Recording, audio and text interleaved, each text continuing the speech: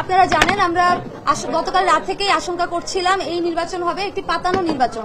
যখন আমরা দেখলাম যে জামাতের একজন নেতা থেকে সরবরাহকৃত ওএমআর মেশিন আনা হয়েছে, বিশ্ববিদ্যালয় প্রশাসনের সুযোগ থাকা সত্ত্বেও যে আমাদের নিজেদের আমরা নির্দলীয় ম্যাটেরিয়ালস গুলো আনবো, তারপরে যখন এটা করেছে আমরা তখন থেকে আশঙ্কা করছি এই নির্বাচন হবে পাতানো নির্বাচন। তো আজকে যখন আমরা নির্বাচনের দিন আসলাম আমরা বেশ কিছু অসঙ্গতি লক্ষ্য করলাম। এক এক আমি পয়েন্টগুলো বলছি। প্রথমত, কোন হলে এমন কালি দেওয়া হয়নি যেটা অ্যাকচুয়ালি ইলেকশনে দেওয়া হয়। প্রত্যেকটা হলের যে কালিগুলো দেওয়া হয়েছে ভোটের পর সেগুলো মুছে গিয়েছে।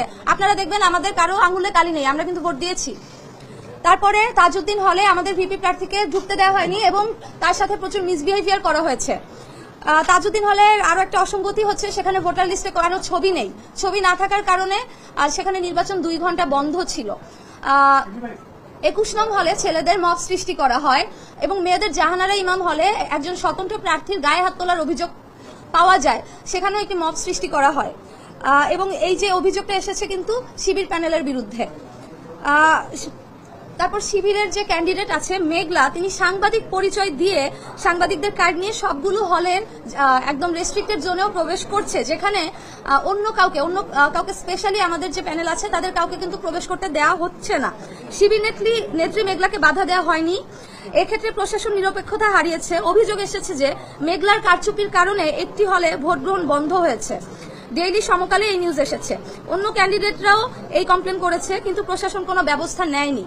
তারপরে আপনারা জানেন যে আমরা যে আশঙ্কার কারণে জামাত নেতার সরবরাহকৃত ওএমআর মেশিন চাইনি, সাধারণ শিক্ষার্থীরা এবং আমরা সবাই মিলে প্রশ্ন তুলেছিলাম এটা বন্ধ করতে হবে এবং প্রশাসন বন্ধ করেছিল, সেই একই জামাত নেতার ব্যালট দিয়ে নির্বাচন কিন্তু গ্রহণ করা হচ্ছে।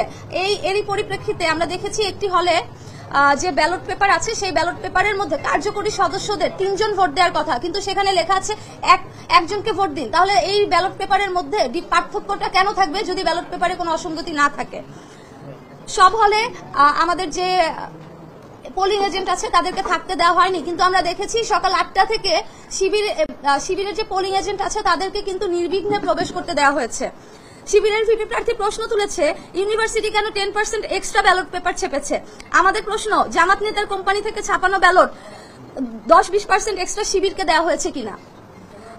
হলগুলোতে আমাদের প্রার্থী ও এজেন্টদের যে বাধা দেওয়া হয়েছে ওই জাল ব্যালট দিয়ে ভোট কাস্ট করা হয়েছে কিনা। আমরা লক্ষ্য করেছি মেয়েদের হলগুলোতে আইডি কার্ড চেঞ্জ করে করে একই মেয়ে বারবার ভোট দিতে গিয়েছে, কিন্তু প্রশাসন সেক্ষেত্রে নীরব থেকেছে। আমাদের যারা ক্যান্ডিডেট আছি তাদের বিরুদ্ধে শিবিরপন্থী সাংবাদিকরাও কিন্তু খুব মিসবিহেভ করেছে, মব সৃষ্টির চেষ্টা করেছে।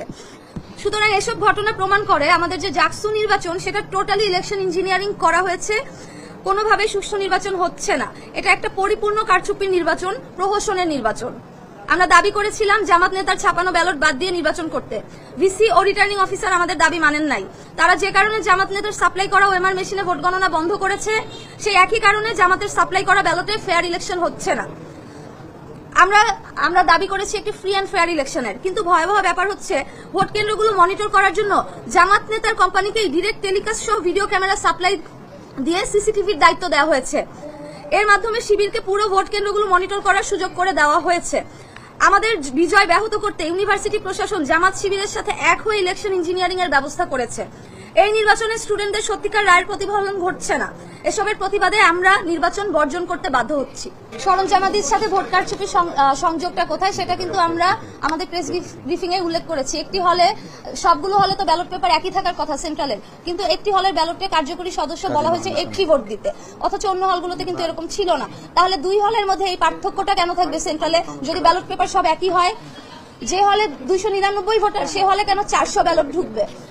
আর যে প্রশ্নটা করলেন যে শিবির প্রশ্ন তুলেছে তারেক রহমানের সাথে তার ছবি আছে, আপনারা জানেন শিবির নেতাদের ছাত্রলীগের সাথে ছবি আছে। শুধু ছবি না, তারা কমিটিতে থাকে, তাদের কাজই তো হচ্ছে গুপ্ত হয়ে থাকা। আমরা তাদের ফেসবুক আইডিটা আইডেন্টিফাই করেছি এবং যে তার যে প্রেসটা আছে HR সফট বিডি আমরা খোঁজ নিয়ে দেখেছি এটা জামাত নেতার সাথে অ্যাফিলিয়েট।